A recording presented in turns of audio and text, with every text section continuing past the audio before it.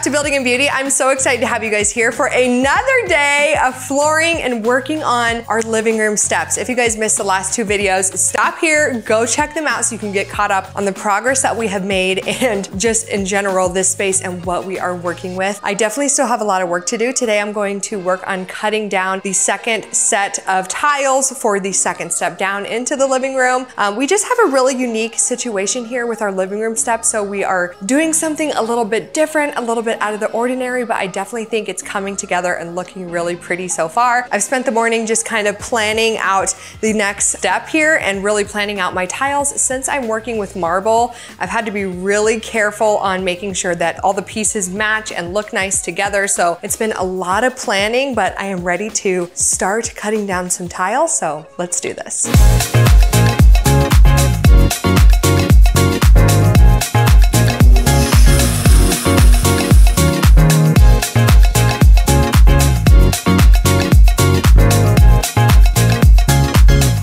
So my measurements kind of change as I go down. That's kind of the same issue that I was having with the top step, and it's the same for this step because in case you guys didn't see the last videos, my stairs were not poured straight or evenly. How fun is that? So I am just doing each tile individually to make sure the measurements are good, which means coming in here, making sure they look good as I go, making adjustments as I go or if needed. And yeah, that's just what's working for me. So I'm just gonna continue with my little process. One thing I've had to be really careful with when cutting and evaluating my marble is that sometimes every now and then I see these very tiny little hairline fractures in the marble, and that's definitely a weak point in the marble that it could break, especially because you can see that the fracture goes all the way through the marble. So this piece, I mean, stunning. Of course, I want to use it. So I'm actually just going to cut that off, and I'm going to use the center portion and make, you know, the exact piece and cut that I want so I get this pattern because I think it's really pretty. Unfortunately, with the width that I'm working with the tiles, I'm not able to reuse, like get two pieces out of one. So I'm gonna have so much marble left over. I'm definitely gonna have to, I don't know, make something out of it. But it's like I'm taking the best of each piece that I absolutely love, and this one is gorgeous.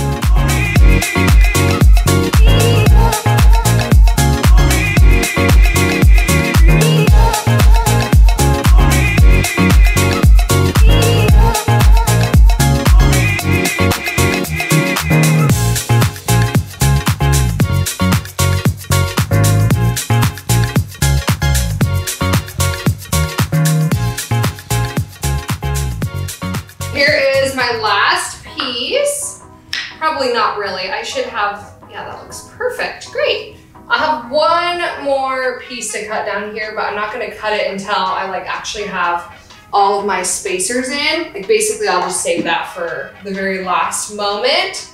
But overall, it looks really good. I absolutely love it. No. I've been wondering why we tear each other down. We've been on the ground when we could live above the clouds. And if you love me, lift me up and take me higher. Take me higher. It's the next day and I'm ready to officially start putting down this tile, and I'm really excited to get this part done. I'm also a little bit nervous. I'm using Mape's ultralight mortar, and this specific mortar is for large and heavy tile. There was a gal at Floor & Decor that was really knowledgeable and she helped me pick this out. And after doing so much research, I definitely think I have the right one. I'm not obviously using large and heavy tile, but if this mortar can stick large and heavy tile to the floor or to a wall, then I should be okay with my little tiny tiles. I needed something that had a lot of grab to it. I have a couple different trowels to try out and see which one is gonna work, so that way I have the best coverage and hopefully can get myself close enough to the ground so that way I have a seamless transition between the tile and the LVP. So I have everything mixed up in order to find my ratio that I needed to mix, because believe it or not, on the back of the bag, they only give you the instructions to mix the entire bag. I'm like, I don't need to mix the whole bag. So I had to do tons of research. I went onto YouTube University. I found a great channel. His name is DIY Tile Guy, and he explained how to mix a small batch of mortar, which is what most people need to do, I feel like. I'm like, why don't they give you those instructions on the back of the bag? He had a great chart on his website explaining what ratio you would need based on the different types of mortars. And so I just followed his ratio to come up with my mixture. But basically, this is how it should look. It's kind of a little bit less than peanut butter consistency. It's gonna fall off, but you can definitely see that it's got like a lot of stick. I mean, it's, you know, that's kind of how it should look. We are ready to officially start tiling. I'm a little bit nervous, but let's do this thing. When tiling with marble, it's crucial to use white thinset to prevent any discoloration in the tile. I'm taking my time with this project and experimenting with different trowels to ensure proper adhesion. I even pull up a tile every now and then just to double check my work, and I'm really focused on keeping my grout joints as clean as possible, and I love to use a little pick to remove any excess thinset as I go, which makes the grouting process so much easier later on. I'm also doing a combination of back buttering the tiles and laying the thinset on the ground. Typically you would just do one or the other, but since I'm using as little thinset as possible to keep my tiles level with the other flooring, I decided it was a good idea for me to do both methods so that I had really good adhesion. In the end, the extra effort is definitely always worth it. Okay, the first step is done.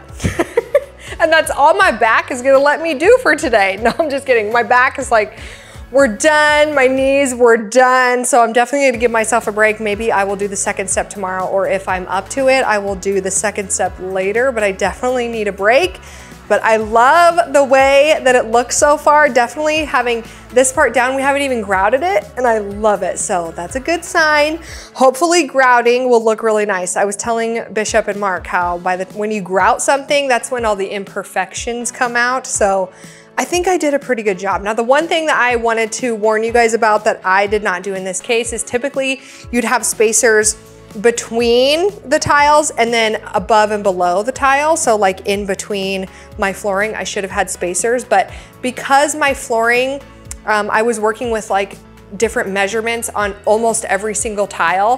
When I was putting the spacers in at the top and bottom, it was making the tiles look crooked against the floor. So I went with my good old eyes, the good old eyes, trusty eyes, to make sure that it looked straight.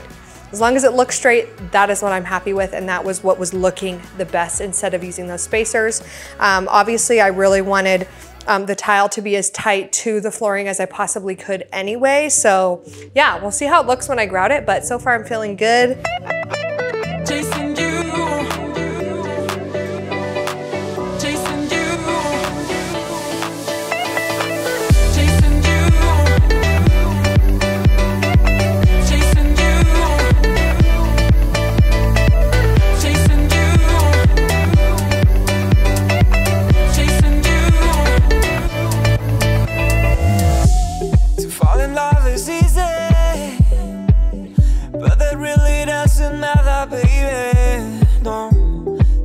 Just to keep the love, make it last forever, maybe.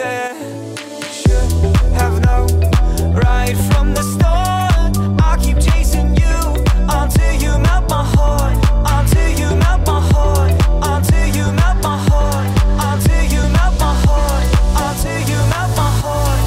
I like you like my favorite ice cream, favorite ice cream, favorite ice cream. It's the next day and I am on to the second step, and I have to say the first step looks pretty good so far. I cannot wait to get it grouted. Now, if there's one thing that's kind of different with marble is I actually, before I grout it, I have to seal it first. So I'll take you guys through that process. It's just like each step of this takes so long with waiting for things to dry. It's just taking forever. So anyway, I'm excited to see the two steps together. By the end of the day today, we'll get to officially see kind of at least what it looks like. I haven't really been able to see that or visualize it yet, so yeah, this is an exciting day. Oh yeah, I got a pep in the step. I'm feeling fresh. I got no reason to stress.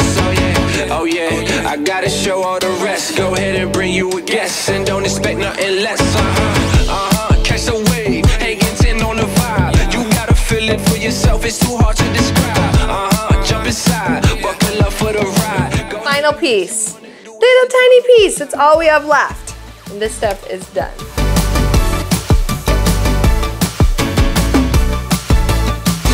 Okay, I'm finished with the second step and my back is exhausted. All that my back can do, I swear. People who lay tile for a living, kudos to you, because my back and knees are wrecked, okay?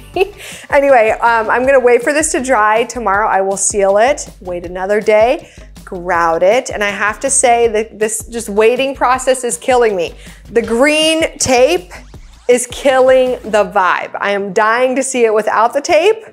I swear, frog tape needs to be a different color. It needs to be something cute that looks good, because the tape is not the vibe, but it's saving the rest of the flooring, so it has to be there. But anyway, I'm gonna put my patience pants on and wait for all this to dry.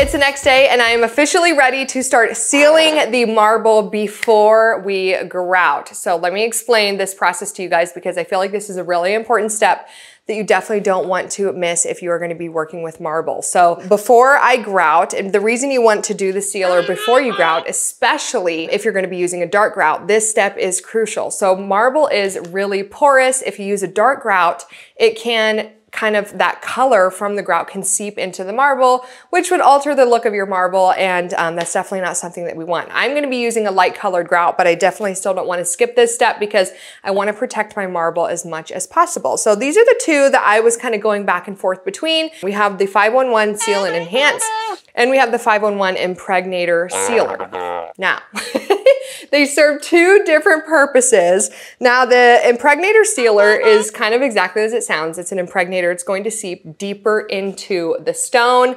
It also is a sealer that's going to last a lot longer, and it's not going to alter the look and color of your marble. So you're thinking, oh yeah, well maybe this is the one I want for sure. Well, then you also have the Seal and Enhance. Now this one is, I debated on this one because it's like a better protection as far as stains go. And you definitely would start thinking, well, yeah, that's the one I want to use. But this one is going to alter the look of your marble because it's an enhance, so it's going to deepen the color of your marble. I thought about that because I have so much varying, so many varying tiles with deeper tones in the marble. I thought maybe I want to enrich that, and that's what this would be great for. This is also great if you want to think of like travertine tile, let's say like old kind of dingy travertine tile, and you wanted to clean it up and seal it and bring that rich travertine color back to life. This would be great for that. So it really just depends on what you want to do and how you want the marble to look and perform. So I'm going to go ahead and use the impregnator for my purpose here because I just want something that's going to be super long lasting, and it seems like this one does it, and I also don't want to alter the look of it. It's super easy to apply. All I'm going to be doing is applying it with a little foam brush. You basically put it on, wait 3 to 5 minutes, and then wipe it off with a clean rag, and you can reapply as many times as you like. That's the process. I hope that makes some sense to you guys, especially if you're going to be working with marble or stone, just really in general tile. This is definitely some great information to know. You're really sensitive to smells. This basically smells like stain, like wood stain. To me, that's what that's the smell I'm I'm getting from it. Woo! It's definitely not low VOC. Anyway, I'm just gonna leave this on for a couple minutes, and then I'm going to wipe it off just to kind of see how it looks. It's always good to do a practice piece first.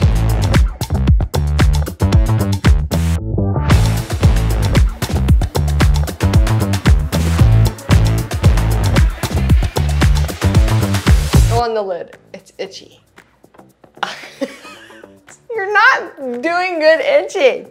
I don't know how to scratch eyelids, okay? It's itchy and I can't touch it. Don't get an itch when you're doing this, okay? It's like, my hair is sticking to my lip gloss. Ah!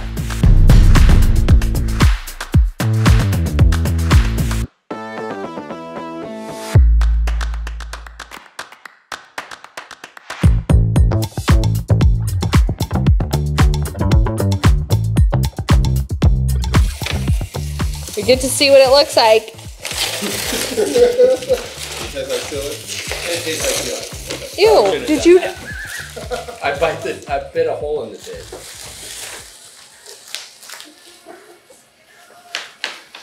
What is wrong with you?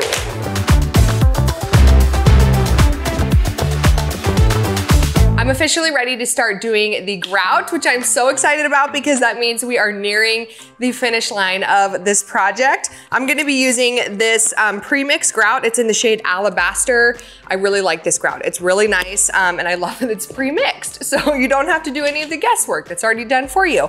The one thing that I will say when installing marble tiles is you definitely wanna use one like this. These are called a gum rubber grout float, and it's white. Traditional grout floats, I think, look like this. You don't wanna use this because it's really soft, and the last time I experimented with installing the marble tiles on my mom's fireplace, I was first using something like this, and the tile was ripping the grout, and then the black rubber was getting stuck in the grout joints. It was driving me crazy. So use something like this that's harder. It's like a really hard rubber, and it's white. So it's not going to affect the grout joints when you're using a light grout color. So anyway, all those things that are experiential learning that you take with you as you go over the years, that's definitely one of those lessons that I will never forget. But anyway, let's go ahead and get this started. I'm getting on. You feeling it? So come along. I'm getting on.